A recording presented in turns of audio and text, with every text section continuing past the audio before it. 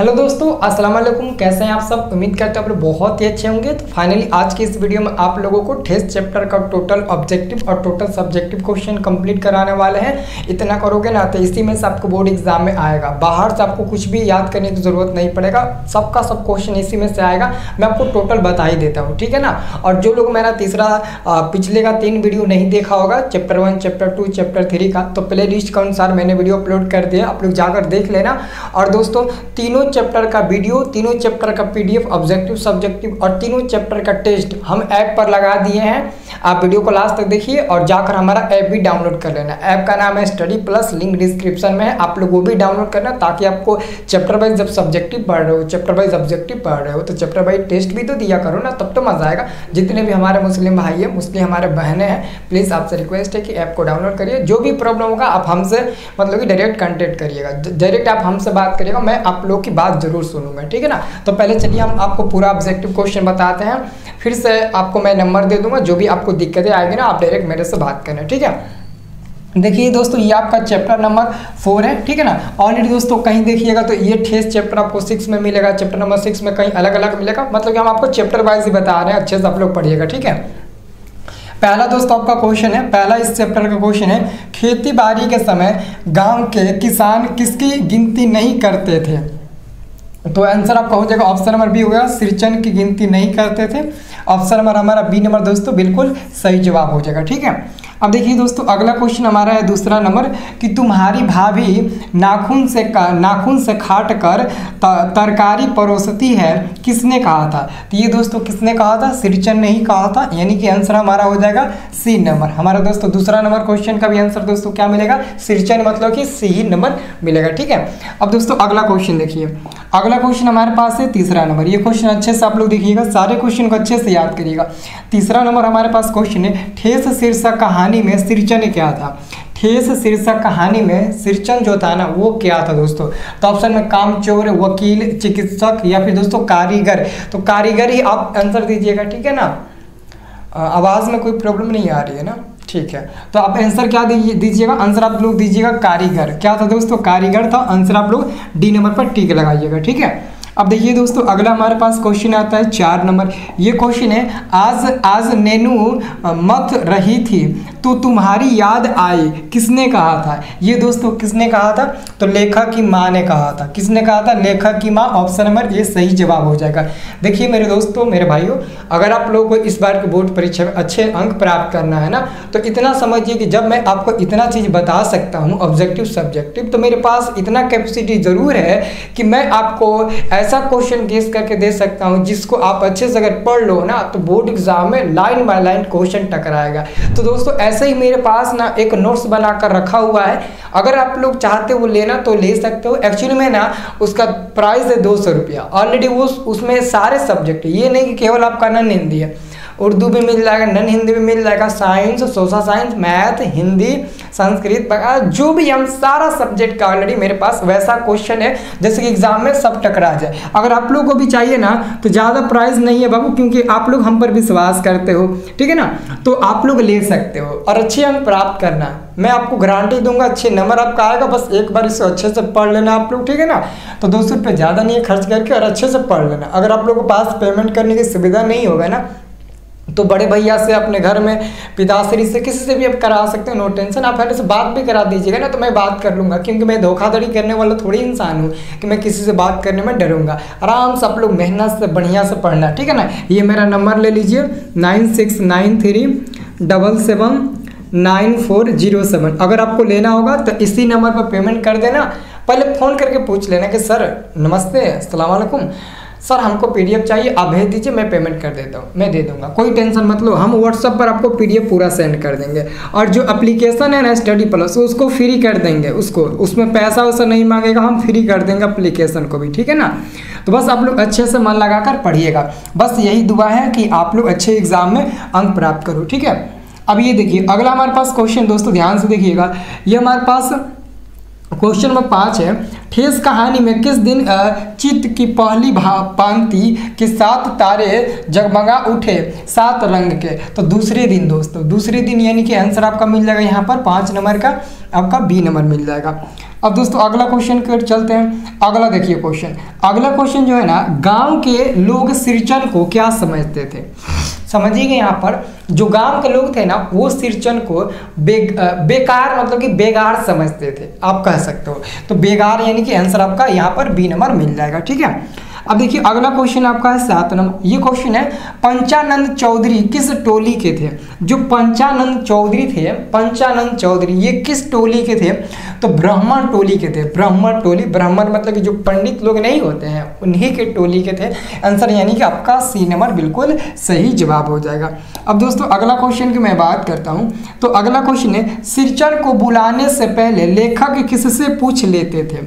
मतलब कि सिरचन को बुलाने से पहले जो लेखक थे वो एक्चुअली में किससे पूछ लेते थे? तो इसका सही जवाब हो जाएगा माँ से पूछ लेते थे। किससे पूछ लेते थे? तो माँ से दोस्तों हमेशा पूछ लेते थे। आपको याद रखना है, ऑप्शन नंबर डी हो जाएगा। अगला मैं क्वेश्चन नंबर 9 की बात करूं, तो 9 नंबर क्वेश्चन हमारा है दोस्तों कि गांव के किसान सिरचन को क्या समझते थे? तो जो गांव के किसान थे ना, गांव के लोग नहीं, गांव के जो किसान थे वो सिरचन को चटोर समझते थे। क्या समझते थे? चटोर। समझते हो ना चटोर किसे बोला जाता है? तो चटोर समझते थे। तो आंसर हमारा यहाँ पर 9 का आंसर मिल जाएगा, ए नंबर मिल जाएगा। ठीक है, अब देखिए दोस्तों अगला हमारे पास क्वेश्चन आता है, ये देखिए आपको साफ दिखाई दे रहा है ना जी? एक मिनट थोड़ा सा मैं देख लेता। हाँ, अब थोड़ा सा कभी कभी कैमरा भी ब्लर करता है, ठीक है ना जी? चलिए अगला क्वेश्चन है, ठेस कहानी का नायक कौन है? तो ठेस कहानी का नायक है सिरचन। नायक मतलब नायक यानी कि उसका पात्र उसे कहते हैं जिस पर आधारित पूरा कहानी होती है, मतलब कि जिसके बारे में ही शुरू से लेकर अंत तक चर्चा किया जाए, वही नायक होता है, वही पात्र होता है। ठीक है, अगला हमारे पास क्वेश्चन है दोस्तों, अगला मेरे पास क्वेश्चन है 11 नंबर कि दूसरे दिन किसकी पहली पंक्ति में 7 तारे जगमगा उठे? तो चीक की। आंसर आपका हो जाएगा ऑप्शन नंबर सी मिल जाएगा, चीक की। अब देखिए अगला हमारे पास क्वेश्चन आता है दोस्तों यहाँ पर 12 नंबर। ये क्वेश्चन है कि मझली भाभी सिरचन के सूप में क्या फेंक कर चली गई? जो मझली भाभी थी, मझली भाभी मतलब समझते हैं ना जी, मझली भाभी थी, वो सिरचन के किसमें? सिरचन के सूप में क्या फेंक कर वो चली गई थी? क्या फेंक कर चली गई थी? ठीक है, क्या फेंक कर चली गई थी? तो इसका आंसर आप लोग क्या दीजिएगा दोस्तों? इसका आंसर आप लोग दीजिएगा क्या फेंक कर? रसगुल्ले। रसगुल्ले आप बताएंगे? क्या बताएंगे जी? क्या बताएंगे? रसगुल्ले, कंकड़, बूंदिया। क्या है जी? बूंदिया होगा ना। ऑप्शन नंबर आपका डी नंबर बिल्कुल सही जवाब हो जाएगा। क्या फेंक कर चले गए थे? बूंदिया फेंक कर चली गई थी। ठीक है, हाँ बूंदिया यानी कि हाँ ठीक है। अब देखिए अगला हमारे पास क्वेश्चन है, कविता नहीं है दोस्तों। ये देखिए आपको पता है कि अब अभी तो हम लोग कविता पे प्रवेश नहीं किए हैं, तो ठेस हमारा ये कविता तो हो नहीं सकता, ये कविता हमारा नहीं है। तो आंसर आपका यहाँ पर डी नंबर मिल जाएगा। अगला हमारे पास क्वेश्चन है, ध्यान से देखिएगा, मिथिलांचल की लोक संस्कृति का प्रभावी वर्णन है। तो किस पाठ में? तो ठेस पाठ में। ऑप्शन नंबर आपका यहाँ पर ए नंबर दोस्तों बिल्कुल सही जवाब हो जाएगा। अगला हमारे पास 15 नंबर क्वेश्चन आता है कि ठेस कहानी, देखिए ध्यान से देखिए, ठेस कहानी में कहाँ की लोक संस्कृति का प्रभावी वर्णन है? तो मिथिलांचल यानी कि ऑप्शन नंबर आपका यहाँ पर बी नंबर दोस्तों बिल्कुल सही जवाब हो जाएगा। मैं एक बात कहना चाहता हूँ कि अगर आप लोग ना मेरा हर एक लेक्चर देख लेते हो ना, हर एक वीडियो देख लेते हो, तो पहले तो आपका चैप्टर वाइज दोनों समाप्त होगा, बहुत मस्त तरीके से आपका नॉन हिंदी सब्जेक्ट का तैयारी हो जाएगा। मैं आपको इतना गारंटी जरूर देता हूँ। तो सब लोग दोस्तों वीडियो को लाइक करना, सब लोग लाइक करना ना भूलिएगा, सब लोग लाइक करिएगा, ठीक है ना। सिरचन ने किसे बेपानी कर दिया था? तो पंचानंद चौधरी के छोटे लड़के को। आंसर आपको यहाँ पर बी नंबर मिल जाएगा। अगला हमारे पास क्वेश्चन है दोस्तों, यहाँ पर ध्यान से देखिएगा, सिरचन को घी की दाढ़ी यानी कि खखोरन, घी की दाढ़ी खखोरन। देखो दोस्तों घी की दाढ़ी देखो इसे क्या बोला जाता है? जब दोस्तों हम लोग घर में दही जमता है तो ऊपर का छाली छीलकर उससे मक्खन निकालते हैं, फिर इसको गर्म करते हैं तो खखोरन नहीं निकलता है, वही खखोरन बोला जाता है, ठीक है ना। तो खखोरन के साथ क्या पसंद है? खखोरन के साथ क्या पसंद है? तो चूड़ा पसंद है। चूड़ा मतलब दही चूड़ा, समझते हो ना, दही चूड़ा, समझते हो ना। तो आंसर आपका ए नंबर मिल जाएगा। अब देखिए अगला हमारे पास क्वेश्चन आता है कि सिरचन जाति है, सिरचन जाति का है, मतलब कि सिरचन किस जाति के हैं, आपको बताना कि जो सिरचन है वो किस जाति के हैं, किस जाति के हैं, सिरचन किस जाति के हैं। तो आप लोग कुम्हार का नाम सुने होंगे, जो क्या बोलते हैं मटका उटका नहीं बनाते हैं सब, हाँ, तो कुम्हार, ऑप्शन नंबर बी हो जाएगा। ओके, अब देखिए अगला क्वेश्चन, सिरचन को लोग समझते थे तो चटोर समझते थे, कहाँ समझते थे, चटोर समझते थे। अगला क्वेश्चन है, ठेस कहानी का पात्र है, तो मैंने बोला था ना पात्र कहेगा या फिर नायक कहेगा, मतलब कि सिरचन ही होंगे, सिरचन होंगे ना, ऑप्शन नंबर सी मिल जाएगा। अब दोस्तों अगला क्वेश्चन देखिए, ठेस शीर्षक, ध्यान से देखिएगा, ये क्वेश्चन आपका दोस्तों ध्यान से देखिएगा, ठेस शीर्षक कहानी में माँ किस कार्य में व्यस्त थी, मतलब कि जो ठेस कहानी है इसमें जो माँ थी वो किस कहानी में सबसे ज़्यादा व्यस्त थी। यार लड़के बहुत कल कर रहे हैं, ठीक है, तो इसका सही जवाब क्या दीजिएगा, पकवान बनाने में, पकवान मतलब कि नहीं बनता है पुआ पकवान उकवान, जो भी पकौड़ी उकौड़ी अनसन जो भी होता है उसी में माँ बीजी थी, ठीक है ना, तो आंसर हमारा यहाँ पर हो जाएगा, ऑप्शन नंबर डी हो जाएगा। अब दोस्तों अगला क्वेश्चन की मैं बात करूँ तो ये क्वेश्चन हमारा है कि मानू स्टेशन पर सिरचन को किस चीज़ का दाम देने लगी, तो यहाँ पर हमारा हो जाएगा जूता का, किसका, जूता का, आंसर आपका आंसर डी नंबर मिल जाएगा। अब दोस्तों हम बात करते हैं लघुत्तरीय प्रश्न, आपको लघुत्तरीय प्रश्न बताना है ना, तो आपको मैं लघुत्तरीय प्रश्न बताता हूँ। इस चैप्टर से 2 से 3 लघुत्तरीय प्रश्न और दो नहीं लेकिन एक आपका दीर्घोत्तरीय प्रश्न पूछा जाता है, तो मैं आपको बता देता हूँ, आप लोग अच्छे से करिए, चिंता मत करिए, अच्छे से आपको पढ़ना है। ये देखिए, ये जो मैं आपको बताने वाला हूँ ना, ये आप लोग खुद देख सकते हो ये कितना ज़्यादा बार आपके बोर्ड एग्जाम में मतलब कि पूछा गया है। एक मिनट, इसको कितना छोटा करना पड़ेगा जी, आपको दिख रहा है ना, हाँ सबको दिख रहा है बढ़िया से, ठीक है। तो देखिए आपका क्वेश्चन है दोस्तों, ये आपका क्वेश्चन है कि गांव के किसान सिरचन को क्या समझते थे, गांव के किसान सिरचन को क्या समझते थे। ये 2020 में, 2015 का दोनों पाली में, 2022 में, ठीक है, 24 में नहीं पूछा है, 25 में पूछेगा। तो आंसर लिखिएगा, सिरचन एक कुशल कारीगर था, एक समय था कि लोग उसकी कारीगर के कायल थे, लेकिन खेती बाड़ी में उसका मन नहीं लगता। दूसरे मजदूर खेत पहुंचकर 1/3 काम कर चुके हैं, तब सिरचन पगडंडी पर तौल कर पाँव रखता हुआ धीरे धीरे पहुंचता है। इसलिए गांव के किसान सिरचन को बेकार ही नहीं बेगार समझते हैं। देखो बेकार का मतलब बेगार का मतलब होता है बेकार से भी मतलब कि बेकार, मतलब कि बेकार से भी महाबेकार, उसी को बेगार बोला जाता है, ठीक है ना, तो इसे आप लोग नोट कर लेना। और ये क्वेश्चन तो आप पूछिए मत कितना बार पूछा गया है। सिरचन को पान का बोरा किसने दिया था, 15 में, 17 के दोनों में, 20 के द्वितीय में और 22 के द्वितीय में। तो मैंने बोला ना कि यहाँ से आपके बोर्ड एग्जाम में 2 क्वेश्चन फिक्स है। देखिए ये क्वेश्चन 20 के प्रथम में पूछा, 20 के द्वितीय में पूछा है ना, 22 के प्रथम में, 22 के द्वितीय में। अब इन दोनों में से तो पूछबे करेगा, कौन कहता है नहीं पूछेगा, एकदम पूछेगा। ओके, अब देखिए 15 में प्रथम में, यो प्रथम में पूछा है।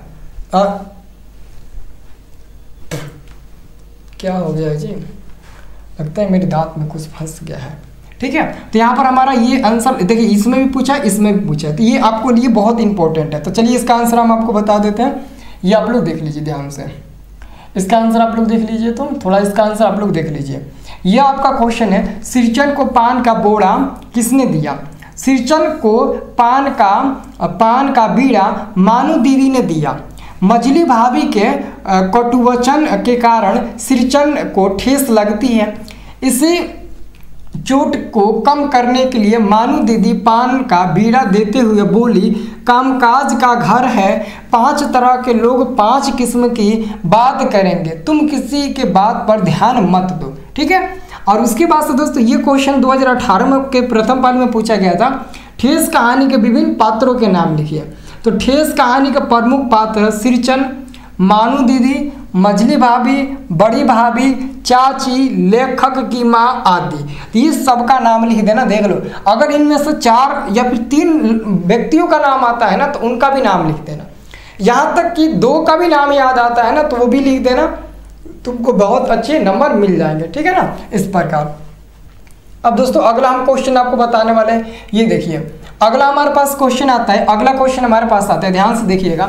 ये हमारा 4 नंबर क्वेश्चन है। ये क्वेश्चन है, सिरचन कैसा व्यक्ति था? जो सिरचन था वो कैसा व्यक्ति था, आपको बताना है। तो आंसर लिखिएगा, सिरचन एक प्रसिद्ध हस्त कारीगर था।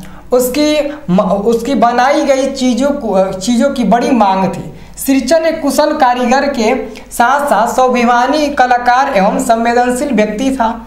काम करते समय उनकी तन्यता में जार भी बाधा पड़ी कि गेहूं सांप की तरह फुंकार उठता। सिरचन मुंहजोर है, कमजोर नहीं। मुंहजोर मतलब कि बदमाश है लेकिन कमजोर नहीं है। सिरचन मुंहजोर है लेकिन कमजोर नहीं है। वो स्वादिष्ट भोजन और चटपटे व्यंजन का प्रेमी है। मतलब कि एकदम हाई फाई खाना खाता है, चटकदार मसालेदार जो भी चाट मसाला मिलता है वो खाने पसंद है उसे। अब 5 नंबर में क्वेश्चन आपसे पूछा गया कि रेलगाड़ी पर बैठे मानू को सिरचन ने अपनी ओर से कौन से सौगात दिए? तो उत्तर में लिखिएगा, रेलगाड़ी के खिड़की के पास अपने पीठ पर लदे हुए बोझ को उतारते हुए मानू दीदी से कहता है, यह मेरी ओर से है, इसमें सब चीज है दीदी। शीतल पाटी, चीक और एक जोड़ी आसानी कुश की। ठीक है, तो बस इतना ही आपको लिख देना है। ठीक है, अब दोस्तों अगला क्वेश्चन आपसे पूछा गया 6ठा नंबर। ये क्वेश्चन 2014 में 2016 में पूछा गया था। सिरचन के सौगात को किसने खोला, वह कैसा था?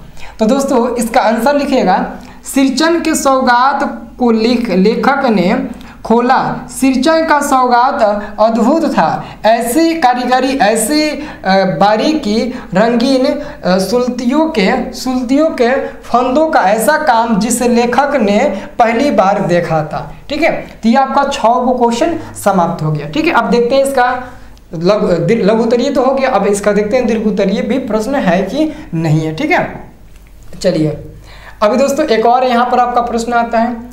अभी दोस्तों ये एक और यहाँ पर आपको प्रश्न देखने को मिलेगा। ये है आपका 7 नंबर। ये क्वेश्चन 2016 के द्वितीय में, 2012 में पूछा गया, तो 2014 में पूछा गया था। क्वेश्चन है, सिरचन किस तरह की कारीगरी करता था? तो सिरचन जाति का कारीगर था। एक मोती और पटेर को हाथ में लेकर बड़े जतन से उसकी कूंची बनाता था। कूंची, ठीक है ना, कूंची बनाता था।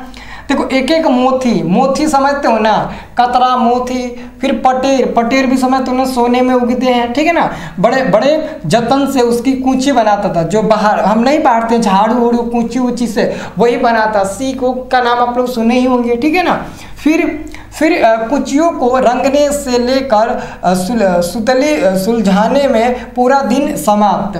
मोधी घास और पटेर की रंगीन शीतलपाटी, बांस तिलियों के झिलमिलाती चीक, सतरंगी डोर के मोथे, भुनससी चुन्नी रखने के लिए मूंज की रस्सी के बड़े बड़े जाले, हलवाओं के लिए ताल के सूखे पत्तों की छतरी, टोपी तथा इसकी तरह के काम सिरचन कर कारीगर बन गया था। मतलब कि वो बहुत ही इंटेलिजेंट था, बहुत ही खतरनाक कारीगर था।